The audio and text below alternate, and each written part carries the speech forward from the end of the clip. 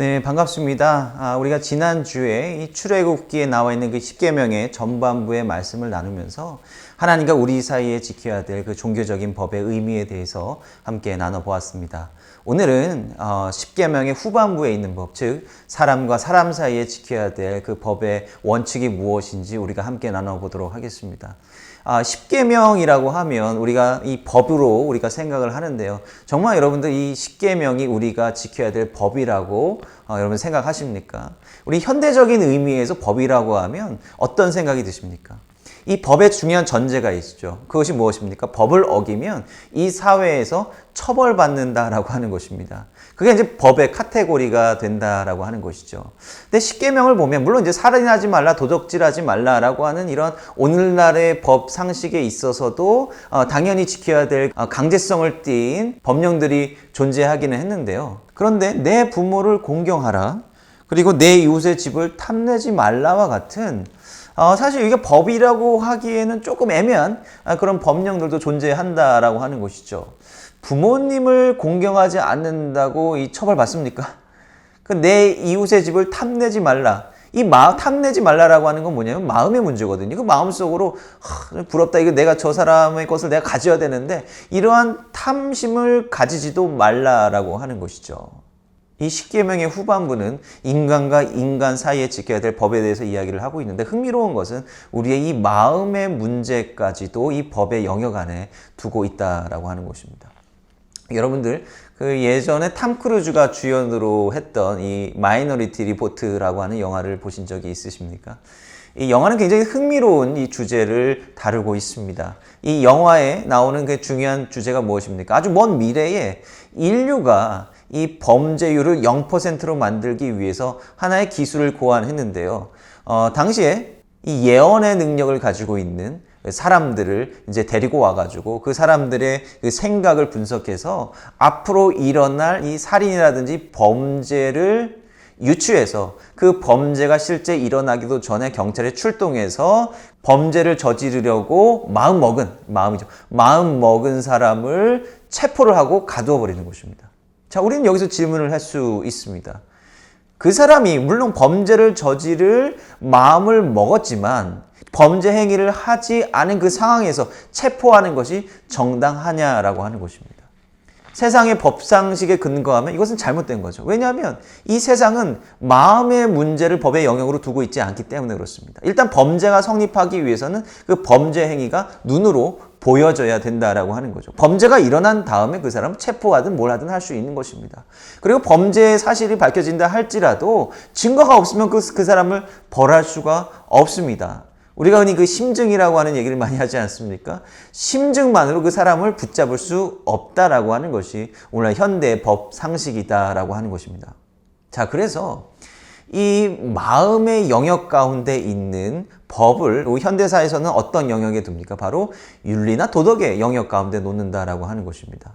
우리가 속으로 다른 사람을 미워한다 할지라도 그 미움의 표현을 폭력적으로 다른 사람들에게 행하지 않는다면 그것은 당연히 법이 아닙니다. 어떤 사람이 길거리에 쓰러져 있습니다. 그러나 그 쓰러진 사람을 도와주지 않는다고 해서 누구 하나 나를 처벌할 수는 없습니다. 물론 윤리도덕적으로 비난받을 수 있겠지만 말입니다. 그것이 오늘날 우리가 살아가는 세상의 법의 원칙이다라고 하는 것입니다. 그러나 10계명을 비롯해서 하나님께서 이 성경을 통해서 우리에게 주신 이 율법이 하나님으로부터 비롯되었다라고 하는 것을 우리가 생각해 본다면 이 법의 기준이 전혀 달라질 수 있다라고 하는 겁니다. 즉 하나님께서는 우리의 마음을 아시고 마음을 들여다보시는 재판관이 되시기 때문에 우리가 윤리 도덕적인 범위의 법규들이라고 생각하는 것마저도 하나님께서는 심판의 대상으로 삼으실 수 있다라고 하는 거예요. 그래서 성경에는 이렇게 이야기하고 있지 않습니까? 우리가 형제를 미워하는 마음을 품으면 그것 자체가 살인하는 것과 같다.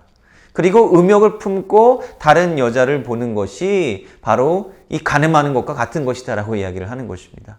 이것은 단순히 비유의 문제가 아니라 하나님의 법은 이렇게 엄격하다라고 하는 것을 우리에게 말씀하고 있는 것입니다. 어떤 경우에는 이 다른 이에게 행해야 되는 그런 선행, 올바른 행위의 문제가 종교법을 앞설 때도 있습니다. 이것이 선한 사마리아인의 비유에서 잘 나타나지 않습니까? 누가복음 10장을 보면 여러분들께서 너무나도 잘 아시는 선한 사마리아인의 비유의 말씀이 나오고 있지 않습니까?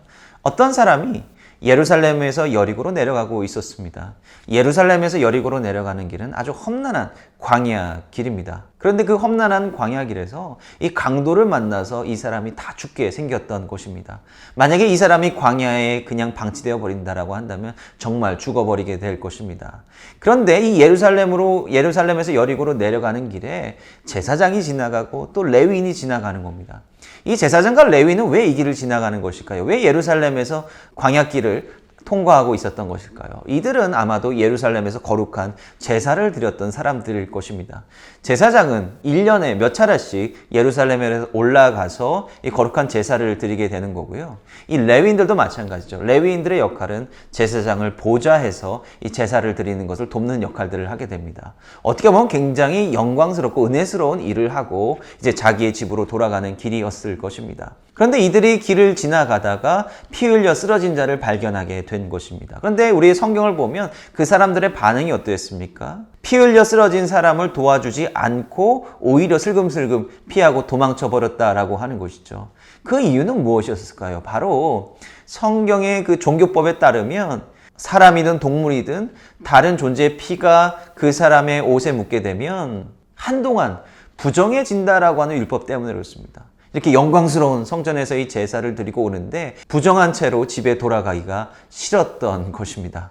그런데 유대인들의 그렇게 증오받고 천대받는 한 사마리아인이 그 길을 지나다가 길가에 쓰러져 다 죽어가는 그 사람들을 들쳐있고 피가 자신의 몸에 묻는 것 아랑곳 하지 않고 들쳐있고 그 근방에 있었던 바로 여관에 그 사람들을 누이고 치료를 부탁하면서 돌아오는 길에 부족한 돈은 내가 다 치룰 테니 이 사람을 치료해 주라라고 부탁하지 않았습니까? 예수님께서는 이 이야기를 하면서 누가 이 유대인의 진정한 이웃인가를 묻고 계십니다. 끝까지 종교적인 정결함을 지키려고 했던 제사장과 레위인입니까? 아니면 피가 몸에 묻는 것도 아랑곳하지 않고 그 사람을 도와주었던 일반적인 유대인들에 의해서 타락한 사람들이라고 조롱받고 비난받았던 사마리아인이었습니까? 당연히 예수님께서는 바로 이 사마리아인이 이 피 흘려 쓰러져 죽어가는 자의 참된 이웃이다라고 말씀하고 계시는 것입니다. 즉, 한 생명을 천하보다 귀하게 여기고 그 생명을 구해주고 건져주는 것이 종교적인 정결함을 지키는 것보다 더 우선시 되어야 한다는 것을 예수님께서는 말씀하고 계시는 것입니다. 이것이 율법의 완성이다라고 하는 것이죠. 이렇듯 하나님의 법은 우리가 흔히 생각하는 법보다 더 고차원적인 윤리와 도덕적인 의무를 가져야 함을 말씀하고 있습니다. 내 이웃을 내 몸과 같이 사랑하라. 이것을 여러분들 어떻게 생각하십니까? 그냥 좋은 얘기고 뭐 그렇게 해야겠지만 내가 의무적으로 지켜야 될 만큼 그렇게 강제적인 법은 아니지라고 하면서 이 하나님의 법을 과소평가하는 것은 아닌지 모르겠습니다. 그러나 하나님께서는 분명히 이웃사랑에 대한 법을 지키라고 우리에게 말씀하고 계시다라고 하는 것이죠. 우리에게 너무나도 익숙해져 버린 좁은 세상의 법의 테두리에서 벗어나 하나님께서 우리에게 말씀하시고 요구하시는 근본적인 사랑의 법을 실천하며 살아가는 이번 한 주가 되기를 간절히 소원합니다.